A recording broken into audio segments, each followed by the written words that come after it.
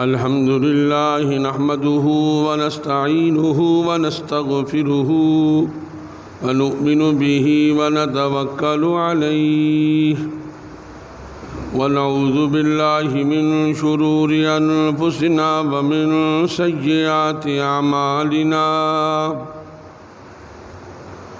من يهده الله فلا مضل له ومن يضلله فلا هادي له ونشهد أن لا إله إلا الله وحده لا شريك له ونشهد أن سيدنا وسندنا ومولانا محمدا عبده ورسوله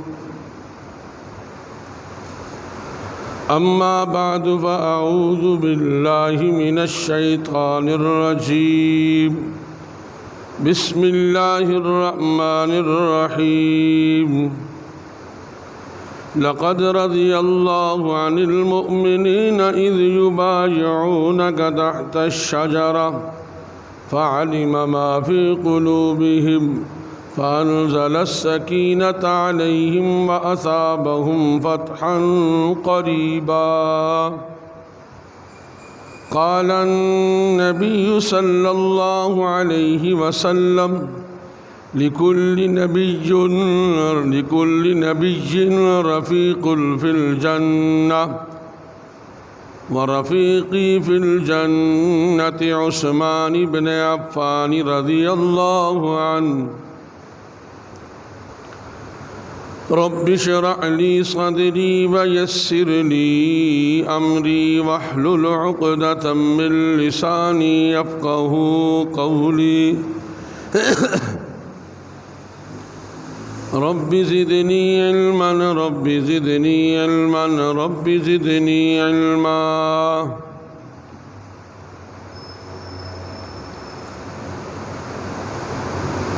إن الله وملائكته يصلون على النبي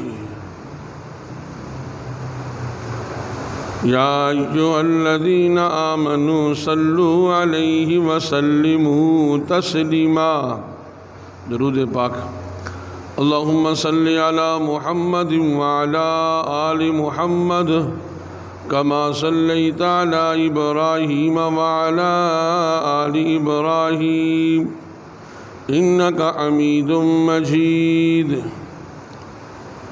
اللهم بارك على محمد وعلى آل محمد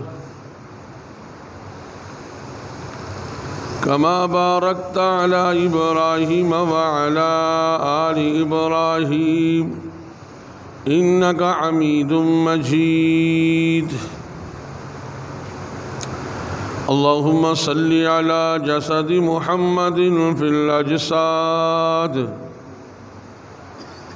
اللهم صل على روح محمد في الأرواح اللهم صل على قبر محمد في القبور اللهم صل على محمد في أول كلامنا اللهم صل على محمد في أوسط كلامنا اللهم صل على محمد في آخر كلامنا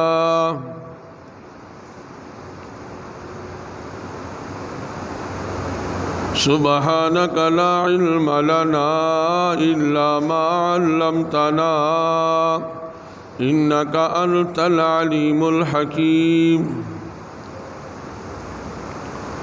سبحانك لا علم لنا إلا ما علمتنا إنك أنت العليم الحكيم سبحانك لا علم لنا إلا ما علمتنا إنك أنت العليم الحكيم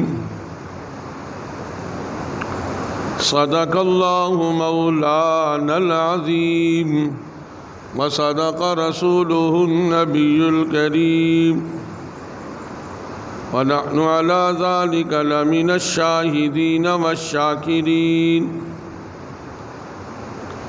والحمد لله رب العالمين۔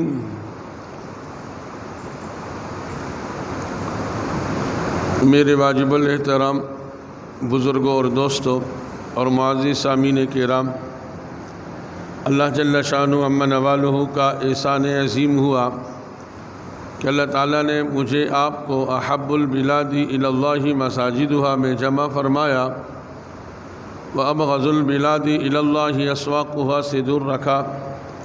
یہ محض اللہ جل شانہ کا کرم فضل ہوا، اس میں میرا آپ کا کوئی ذاتی کمال نہیں، کوئی ذاتی وجاہت نہیں، کوئی ذاتی بڑھوتری نہیں، محض اللہ نے توفیق نصیب فرمائی۔ ہم نے مختلف جگہوں کو چھوڑا اور اللہ کے بابرکت گھر میں اپنے آپ کو لازم پکڑا۔ دیکھیں، ہر آدمی اللہ کے گھر میں نہیں آ سکتا۔ اللہ کے گھر میں وہ آدمی آئے گا جس کو اللہ چاہیں گے، جس کو اللہ پسند کریں گے۔ تو اس لیے اگر کہیں انسان کو محرومی ہو جائے، مسجد سے اس کی رکاوٹ ہو جائے، تو سمجھ لے کہ اللہ کی ناراضگی شروع ہے۔ ایسا نہیں کہ فلاں نے مسجد میں آنا چھوڑ دیا، بلکہ اس کو چھڑوا دیا گیا۔ اس لیے ہمہ وقت انسان کمزور ہے، اللہ سے مانگتا رہے، توفیق مانگتا رہے کہ اللہ اپنے گھر کے ساتھ موت تک جوڑ دے۔ من جد وجد، جو کوشش کرتا ہے وہ منزل کو پہنچ جاتا ہے۔ جو اللہ سے مانگتا ہے اللہ اس کے لیے آسان کر دیتے ہیں، اور جو اللہ سے مستغنی ہوتا ہے، چلو جی مجھے تو ضرورت ہی نہیں ہے مانگنے کی، مجھے تو مسجد میں جانے کی ضرورت ہی نہیں ہے، تو گویا کہ یہ اپنی پریشانی کے دروازے کھول رہا ہے۔ اور یاد رکھیں کہ ایک آدمی گھر میں نماز پڑھتا ہے، ایک آدمی مسجد میں پڑھتا ہے۔ ایک آدمی گھر میں نماز پڑھتا ہے، ایک آدمی مسجد میں باجماعت نماز پڑھتا ہے۔ اس کو سمجھنے کی کوشش کریں۔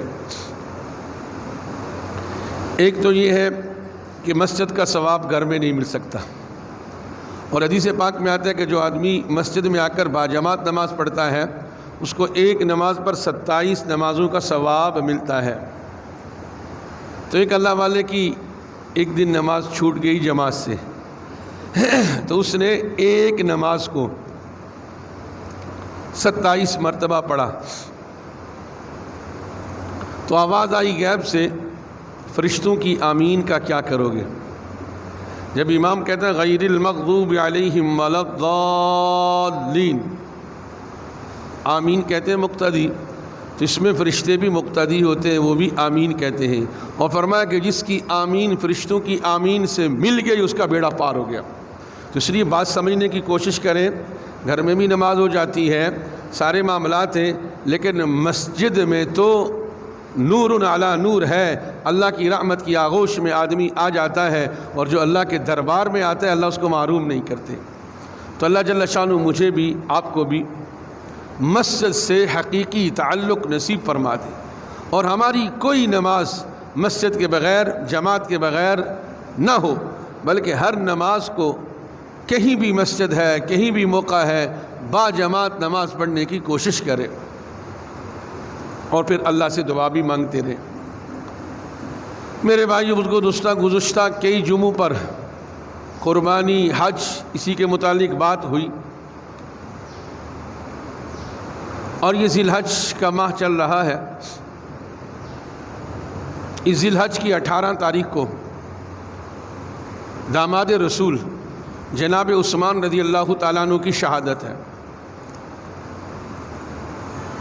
تو اس کے دو پہلو ہیں۔ ایک پہلو تو ان کی زندگی پہ تھوڑا سا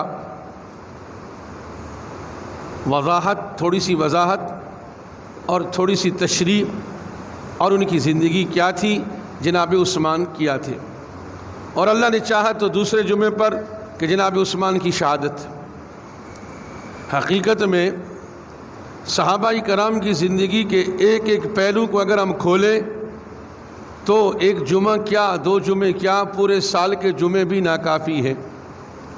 لیکن اپنی ایمان کی سلامتی کے لیے اور اپنی ہدایت کی تکمیل کے لیے صحابہ کے تذکرے کرنا یہ عین ایمان ہے، اور صحابہ کی زندگی کو پڑھنا، صحابہ کی زندگی کو بیان کرنا اور صحابہ کی زندگی کو سننا عین ایمان ہے۔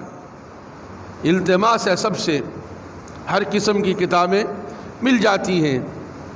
آپ علیہ السلام کی سیرت کو پڑھنا، ابو بکر صدیق، جناب عمر، جناب عثمان، جناب علی، عشرہ مبشرہ کی سیرت کو پڑھنا، ازواج مطہرات کی زندگی کو پڑھنا، آپ علیہ السلام کی بیٹیوں کی زندگی کو پڑھنا، اس سے ایمان میں زیادتی ہوگی، ایمان میں بڑھوتری ہوگی۔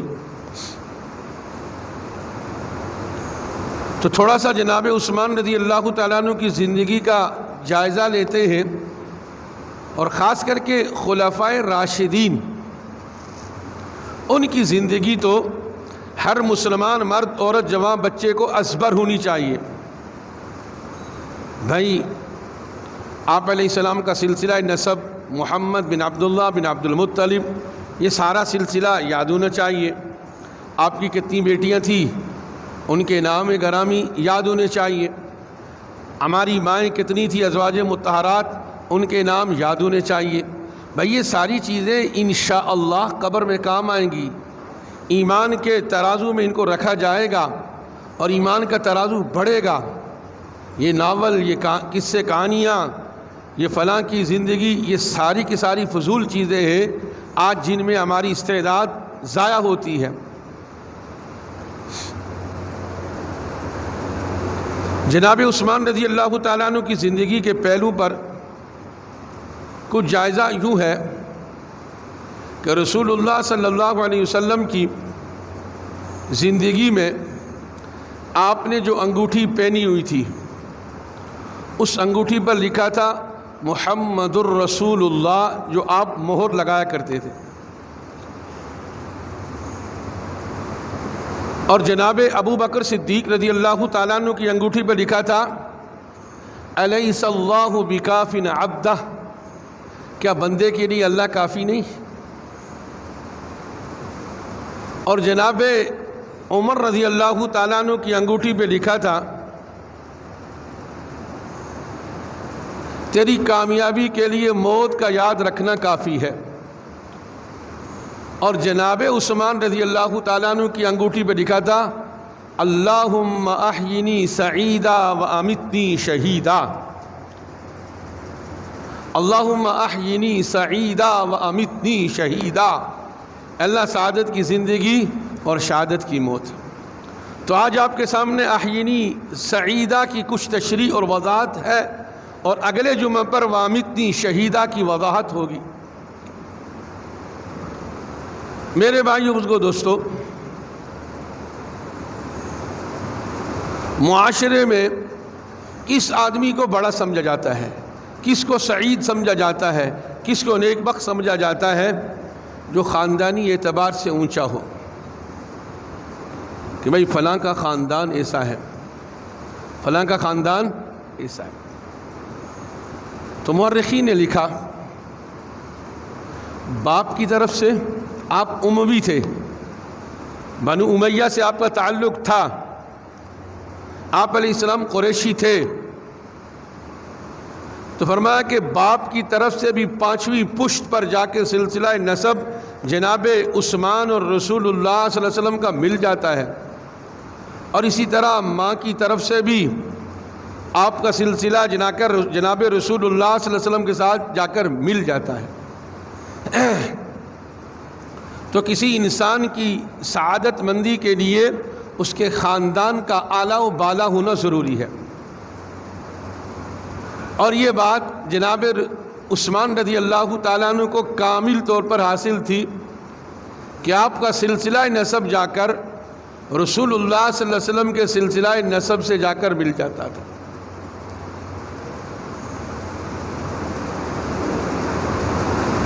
اور پھر انسان کی سعادت کی دوسری علامت کیا ہوتی ہے؟ انسان کی سعادت کی دوسری علامت یہ ہوتی ہے کہ کہتے ہیں جی کہ فلاں کے نکاح میں فلاں کی بیٹی آئی، فلاں کے نکاح میں فلاں کی بیٹی آئی۔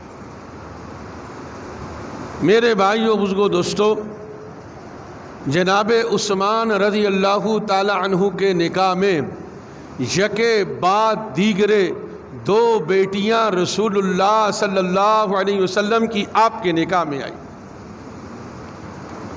اللہم احیینی سعیدا، اللہ مجھے سعادت کی زندگی دے، تو اس سے بڑی زندگی فرمایا بعض مورخین نے لکھا آدم علیہ السلام سے لے کر رسول اللہ صلی اللہ علیہ وسلم تک کسی نبی کی دو بیٹیاں یکے بعد دیگرے کسی امتی کے نکاح پر نہیں آئے سوائے جناب عثمان رضی اللہ تعالیٰ عنہ۔ رقیہ ام کلثوم۔ تو میرے بھائی بزرگو دوستو، اس سے بڑی سعادت کسی کو کیا مل سکتی ہے کہ جس آدمی کے نکاح میں رسول اللہ صلی اللہ علیہ وسلم کے دل کے ٹکڑے نکاح میں آ جائیں۔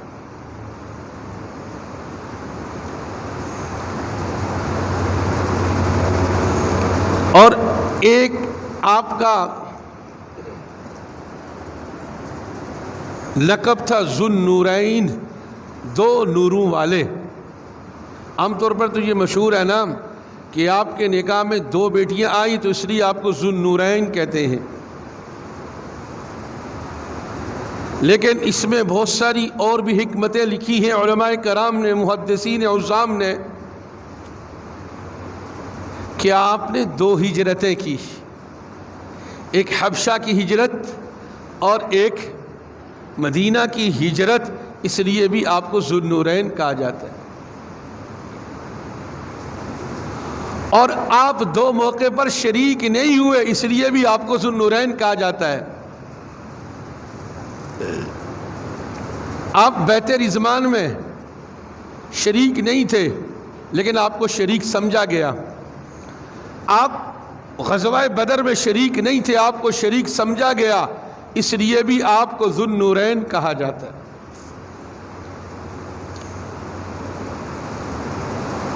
تیسری بات، کسی کی سعادت مندی کے لیے اور کسی کی نیک بختی کے لیے کہا جاتا ہے جی فلاں کے پاس بڑا پیسہ ہے، فلاں صاحب بڑے سیٹھ ہیں، لیکن اس میں دو چیزیں یاد رکھنا کہ صرف پیسے کا ہونا یہ نیک بختی نہیں ہے۔ بڑا سیٹھ ہے لیکن بخیل ہے، کنجوس ہے، تو یہ مردود انسان ہے۔ کہ مال ہے لیکن کنجوسی کر رہا ہے۔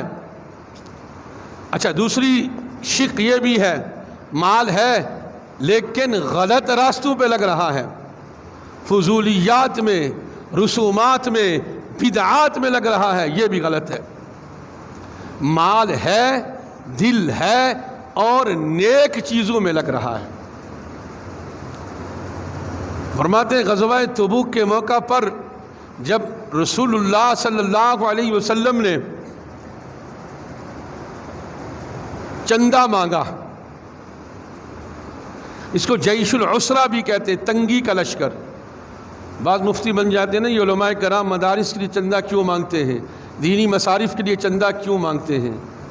تو میرے بھائیو بزرگو دوستو، علماء کرام کوئی بھی کام اپنے پاس سے نہیں کرتے، جو چیز آپ علیہ الصلوۃ والسلام سے ثابت ہے اسی کو کرتے ہیں۔ تو اس لیے نیک مصارف کے لیے چندہ مانگنا بھی سنت ہے اور نیک مصارف میں بڑھ چڑھ کے خرچ کرنا بھی سنت ہے۔ جناب عثمان نے بدل بدل کر کئی اونٹ دیے غلے کے ساتھ، کئی گھوڑے دیے، تلواریں دی، مال دیے، اور آپ علیہ السلام دراہم کو، دنانیر کو یوں اٹھاتے تھے اور کہتے تھے کہ عثمان میں تجھ سے راضی، اللہ بھی تجھ سے راضی ہو جائے، اور کہا کہ عثمان اگر آج کے بعد تو کوئی نیکی بھی نہ کرے تو جنتی ہے۔ تو میرے بھائیو بزرگو دوستو، مال ہونا سعادت مندی ہے، اور پھر مال کا نیک مصرف پہ خرچ ہونا۔ آپ انصاف سے ہم میں سے سارے سوچیں، ہو سکتا ہے کہ شادی بیاہ کی فضول رسومات میں ہم لاکھوں روپے خرچ کر دیں، جب مسجد مدرسے کی بات آتی ہے، دینی مصارف کی بات آتی ہے تو ہم ٹھس ہو جاتے ہیں، ابھی تو حالات صحیح نہیں، ابھی تو کچھ ہے نہیں، اور وہاں پر لاکھوں خرچ کرنے میں کچھ نہیں ہوگا، اور یہاں پر ہزاروں دینے میں پیٹ میں تکلیف ہوگی۔ تو فرمایا کہ کسی آدمی کی سعادت مندی کے لیے مالدار ہونا بھی ایک بڑی چیز ہے، اور پھر مالدار ہو کر نیک مصارف پہ خرچ کرنا یہ سب سے بڑی سعادت مندی ہے۔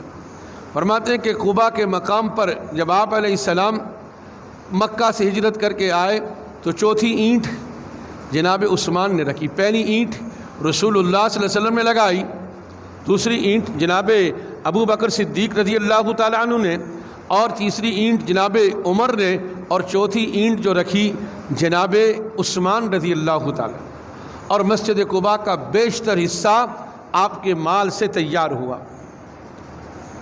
اور مسجد نبی کی تعمیر 2 مرتبہ جب آپ علیہ الصلوۃ والسلام نے کہا کہ مسجد کی جگہ کم پڑ گئی، کون ہے جو اس کو خرید کر اس کے بدلے میں جنت کی زمین لے لے، 2 مرتبہ جناب عثمان رضی اللہ تعالیٰ عنہ نے مسجد کی کشادگی کے لیے مسجد کے لیے زمین خریدی اور مسجد بنانے میں خرچ کیا۔ تو فرمایا کسی کی سعادت مندی کے لیے مال کا ہونا بھی بہت بڑی چیز ہے، اور پھر وہ مال نیک مصارف پہ لگ جائے۔ تو میرے بھائیوں، یہ ان کی زندگی کے حالات پڑھنے، سننے، بیان کرنے کا مقصود کیا ہے کہ ان کی صفات ہم اپنی زندگی میں لینے والے بن جائیں، ان کی جو جوہر تھے وہ ہماری زندگی میں آ جائیں۔ اور پھر میرے بھائیوں بزرگوں دوستو، حضور صلی اللہ علیہ وسلم فرماتے ہیں رقیہ کا نکاح جناب عثمان سے میں نے زمین پر کیا، اور ام کلثوم کا نکاح اللہ جل شانہ نے آسمانوں پر عثمان سے کیا۔ اور آپ نے فرمایا لِكُلِّ نَبِيٍّ رَفِيقٌ وَرَفِيقِي فِي الْجَنَّةِ عثمان۔ فرمایا ہر نبی کے لیے کوئی نہ کوئی ساتھی ہے، اور میرا ساتھی جنت میں عثمان ہوگا۔ میرے بھائیوں بزرگوں دوستو، ذرا غور طلب کی بات ہے، سوچنے کی بات ہے، فکر کی بات ہے۔ آج وہ زمانہ آ گیا کہ حق بات کہنے کو دہشت گردی کہا جاتا ہے، اور دین میں ملاوٹ کرنے والوں کو آسمانوں پہ اٹھایا جاتا ہے، کہ جن صحابہ کے متعلق قرآن نے گواہیاں دی، اور جن صحابہ کے متعلق اللہ کے رسول نے یہ بشارتیں دی، اگر ان کی زندگی پہ کیڑے نکالے جائیں، ان کی توہین کی جائے، تو اس سے بڑی بدبختی کیا ہوگی۔ اور پھر میرے بھائیو بزرگو دوستو، آج ہمارا ایمان مر چکا، ہماری غیرت اور حمیت ختم ہو چکی۔ فرمایا کہ نبی اکرم صلی اللہ علیہ وسلم کی رسالت یہ ایمان کا جز ہے، جو اس پہ ڈاکہ ڈالے گا اور سننے والا خاموش رہے گا، اس کا ایمان سلب ہو جائے گا۔ میرے بھائیو بزرگو دوستو، سوچے تو صحیح، آج نبی کی گستاخی کرنے والوں کے لیے دو سال تک کیس کو لٹکایا جاتا ہے، اور ہم دعویٰ کرتے ہیں کہ ہم مملکت اسلامیہ پاکستان ہیں اور مدینے کی ریاست والے ہیں۔ اور میرے بھائیو بزرگو دوستو، کہیں تو گستاخ ملعونہ آسیہ کو بھگا دیا جاتا ہے، اور کہیں گستاخ کو 2 سال تک سرکاری عدالتوں میں ٹرائل دیے جاتے ہیں، اور پھر ایک دیوانہ مستانہ اٹھ کر اس کا کلا کما کر دیتا ہے، پھر ساری میڈیا یہودی ایجنٹ چیخ جاتی ہے کہ یہ ایسا قانون ہاتھ میں لے لیا۔ میرے بھائیوں، نبی کی عظمت پر اور نبی کی توہین پر ادنا سے ادنا ایمان والا اپنی جان تو دے دے گا، لیکن نبی کی توہین برداشت نہیں کرے گا۔ اس لیے میرے بھائیوں بزرگوں دوستو، غازی علم الدین کیا تھے؟ آج جنا کی باتیں کرتے ہیں، قائد اعظم کی باتیں کرتے ہیں، اس کا مقدمہ کس نے لڑا ہے؟ قائد اعظم محمد علی جناح نے لڑا ہے۔ اس کی نقش قدم پر آ جائیں، انگریزوں کا دور تھا، لیکن کتنی مشکلات ہوئی۔ میرے بھائیو بزرگو دوستو، آج انگریز کسی کو کچل کر چلا جاتا ہے، دیت دے کر ہم اس کو بھگا دیتے ہیں، اور اگر ایک عاشق پروانہ مستانہ کسی مرتد کو اگر واصل جہنم کر دیتا ہے تو ہم سارے کے سارے قانون دان بن جاتے ہیں، ہمیں قانون یاد آ جاتا ہے۔ شرم و حیا کا مقام ہے میرے بھائیو بزرگو دوستو۔ غازی فیصل نے تو اپنے ایمان کا صحیح موازنہ کر کے اس گستاخ کو واصل جہنم کر کے اللہ کے رسول کی شفاعت حاصل کر۔ ہمارا کیا بنے گا میرے بھائیو؟ کم از کم زبانی تائید تو اس کی کر سکیں، اور اس لانتی میڈیا کے پیچھے ہم سن کر ہم بھی سن ہو جاتے ہیں۔ ہاں جی، قانون کو ہاتھ میں نہیں لینا چاہیے۔ بھائی جب قانون والے قانون کی پاسداری نہیں کریں گے تو یاد رکھیں، جب اس طرح کے توہین کے ارتکاب کرنے والوں کے کیس کو لٹکایا جاتا ہے، پھر توحید کے پروانے مستانے اٹھ کر خود ہی کلا کما کر دیتے ہیں۔ تو اس لیے میرے بھائیو اس کو دوستو، نبی کی توہین پر، صحابہ کی توہین پر ہمارا ایمان برانگیختہ ہونا چاہیے۔ ایسا نہیں کہ سن کے انسنی کر لیں۔ سوچے تو صحیح، جو واقعہ اس غازی فیصل یا خالد کے ساتھ آیا، اس نے اپنے کانوں سے سنا، نبی کی توہین کو برداشت نہیں کیا اور اس کافر مرتد کو جہنم واصل کر دیا۔ اگر ہمارے سامنے کوئی ایسا موقع آئے گا تو کیا ہمارا ایمان ہمیں اس پر برانگیختہ کرے گا؟ سوچنے کا مقام ہے۔ فرمایا کہ آخری زمانے میں دین پر چلنا کل جمرۃ القابض، انگارے کو ہاتھ میں لینا ہے۔ ساری دنیا کو سارے قانون یاد آ جاتے ہیں۔ اور میرے بھائیو کو دوستو، ریوس ڈیمنڈ کیا کر رہا ہے؟ کسی کو کچل کے جا رہا ہے، فوراً راتوں رات اس کا بندوبست کر کے اس کو بھگا دیا جاتا ہے۔ اس وقت عدالتیں کہاں سو جاتی ہیں؟ اور اگر کوئی توہین رسالت کے مجرم کو واصل جہنم کرتا ہے، پھر سارے قانون ہمیں یاد آ جاتے ہیں، پھر سبھی چیختے ہیں جی قانون۔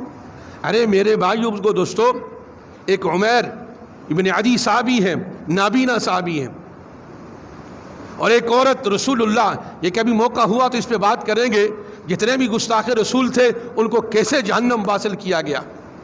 اور اس عمیر بن عدی نے، نابینا صحابی ہیں، رات کی تاریکی میں پہنچتے ہیں، اور وہ گستاخہ جو عورت اللہ کے رسول کو گالیاں دیا کرتی تھی، وہ جاتے ہیں، جا کر اس کے جسم کے 2 ٹکڑے تلوار سے کر دیتے ہیں، اور صبح آ کر آپ علیہ الصلوۃ والسلام کے ساتھ نماز پڑھتے ہیں۔ اور جب آپ کے سامنے معاملہ آیا تو فرمایا کہ یہ عمیر نابینا نہیں، یہ تو سب سے زیادہ بینا ہے، یہ تو سب سے زیادہ دیکھنے والے ہیں۔ آپ نے تائید کی ہے، گستاخ رسول کی سزا موت ہی ہے، اس کے علاوہ اور کچھ نہیں ہے۔ تو میرے بھائی اس کو دوستو، جناب عثمان رضی اللہ تعالیٰ عنہ کی زندگی کے 2 پہلو ہیں۔ احجنی سعیدہ، اے اللہ مجھے سعادت کی زندگی دے، وامتنی شہیدہ، تو شہادت پر تو بات انشاءاللہ اگلے جمعے پر ہوگی، لیکن احجنی سعیدہ کے اعتبار سے آپ کا سلسلہ نسب آپ سے ملتا، آپ کی 2 بیٹیاں آپ کے نکاح میں، ذو النورین آپ کا لقب ہے، اور اسی طرح میرے بھائیو اس کو دوستو، آپ کا پاس مال تھا اور وہ مال سارا کا سارا راہ خدا میں لگا، اور آپ علیہ الصلوۃ والسلام خوش ہو گئے اور فرمایا لقد رضی اللہ عن المؤمنین اذ یبایعونک۔ میرے بھائیوں، کس آیت کو پڑھیں گے، کس آیت کو سوچیں گے؟ آج ہمارے پاس ناول، ڈائجسٹ، فیس بک کے لیے گھنٹوں ہیں، لیکن صحابہ کی زندگی کے لیے، قرآن پڑھنے کے لیے ہمارے پاس ٹائم نہیں ہے۔ اگر ہم قرآن پڑھیں تو پھر یہ لب کشائیاں نہیں ہوں گی جی قانون ہے جی صحابہ کے متعلق، اگر کسی نے کہہ دیا تو اس کو چھوڑ دو، پھر ہم ایسی باتیں نہیں کہیں گے۔ فرماتے ہیں لقد رضی اللہ عن المؤمنین اذ یبایعونک تحت الشجرہ، فرمایا کہ اللہ پاک راضی ہو گئے، کس سے؟ اس میں عربی قواعد کے اعتبار سے لام تاکید کے لیے، قد تاکید کے لیے پکی ٹھکی بات ہے کہ جنہوں نے بیعت رضوان کی ہے وہ سب سے اللہ راضی ہو گئے۔ میرے بھائیوں، جن سے اللہ راضی ہو گئے، آج ہم ان کی زندگی پہ لب کشائی کریں تو اس سے بڑی بے ضمیری کیا ہو سکتی ہے؟ ہم اپنے ایمان کا سودا خود ہی خراب کر رہے ہیں۔ سوچنے کا مقام ہے، صحابہ کی زندگی پڑھیے، صحابہ کی زندگی کو اپنے اندر لائیے۔ اور جناب عثمان رضی اللہ تعالیٰ عنہ جب سفیر بن کے جاتے ہیں اور مکہ کے اندر مکہ والوں پر آپ کے احسانات تھے، سب نے سر جھکا لیے، اور جھکانے کے بعد کہا کہ عثمان، بیت اللہ کھلا ہے، ملتزم ہے، اور اس غلاف کعبہ ہے، پکڑو، طواف کرو، سب کچھ کرو۔ لیکن صحابہ کی محبت اللہ کے رسول سے ایسی حقیقی محبت تھی، زبانی دعوے نہیں تھے۔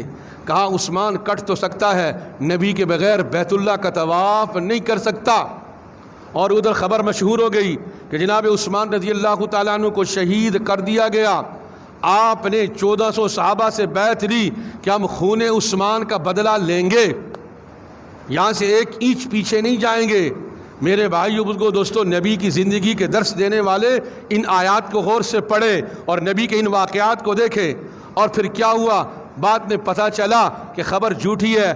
فرمایا جب تک کہ عثمان میرا سفیر ہے واپس نہیں آئے گا، اس کو نہیں چھوڑا جائے گا، میں ایک اینچ واپس پیچھے نہیں جاؤں گا۔ فرمایا کہ آپ نے 1400 صحابہ سے موت پر بیعت لی، اور فرمایا کہ جب سب کی بیعت ختم ہو چکی اپنے ایک ہاتھ پر دوسرا ہاتھ رکھا، فرمایا یہ عثمان کی طرف سے۔ تو میرے بھائیو بزرگو دوستو، جناب عثمان کی زندگی کے اگر ایک ایک پہلو کو دیکھیں تو یہ بات جو انہوں نے اپنی انگوٹھی پہ لکھی تھی، اللہم احیینی سعیدا، اللہ مجھے سعادت کی زندگی دے، تو اللہ نے سعادت کی زندگی دی ہر اعتبار سے۔ اور پھر میرے بھائیو بزرگو دوستو، نبی اکرم صلی اللہ علیہ وسلم صحابہ کے مزاج کی رعایت رکھتے تھے۔ ایک دن آپ بیٹھے تھے، ٹانگ لمبی تھی اور اسی طرح گھٹنے تک آپ کی دھوتی کا کپڑا اٹھا ہوا تھا۔ ابو بکر آئے، بیٹھے رہے، عمر آئے، بیٹھے رہے، عثمان آئے، فوراً سیدھے ہو گئے اور اپنی اس دھوتی کو سیدھا کر دیا۔ اما عائشہ نے فرمایا اللہ کے رسول دونوں گزرے، کچھ نہیں ہوا۔ فرمایا الا تستحیی من رجل تستحیی منہ الملائکہ، عائشہ کیا بات کرتی ہو، اس آدمی سے فرشتے بھی حیا کرتے ہوں، محمد اس سے حیا کیسے نہ کرے؟ یعنی آپ کو کہا آپ حیا کے پیکر تھے۔ میرے بھائیو، صحابہ کی ایک ایک زندگی پر آپ مطالعہ کریں، انسان کی عقل دنگ رہ جاتی ہے۔ واللہ وہ آخرت کے بندے تھے اور اللہ نے ان کی اداؤں کو قرآن پاک کا جز بنایا۔ فرمایا اللہم احیینی سعیدا وامتنی شہیدا، اور پھر دوسرے جمعے پر ان کی شہادت کیسے ہوئی اس پر تفصیل۔ اللہ جل شانہ سے دعا ہے کہ اللہ تعالی ہمیں صحابہ کرام کی زندگی کے مطابق زندگی گزارنے کی توفیق نصیب فرمائے۔ وآخر دعوانا ان الحمد للہ رب العالمین۔